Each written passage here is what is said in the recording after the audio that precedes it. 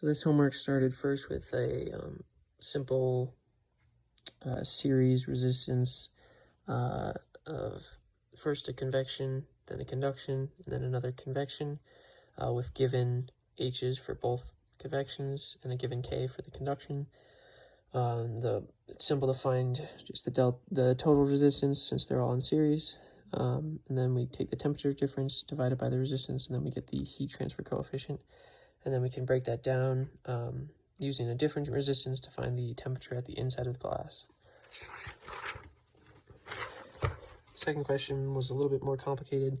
We had parallel resistances, so we had to first account for these two sheetrocks as well as the two resistances on the outside, which are convections. And then we have the wood stud and the insulation, which are in series, so we have to do a little bit different. We have to add those up a little bit differently.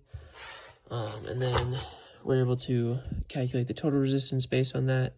And then we have the inner resistance, and then we're able to find the total resistance, the heat transfer, and this was for a section of the wall.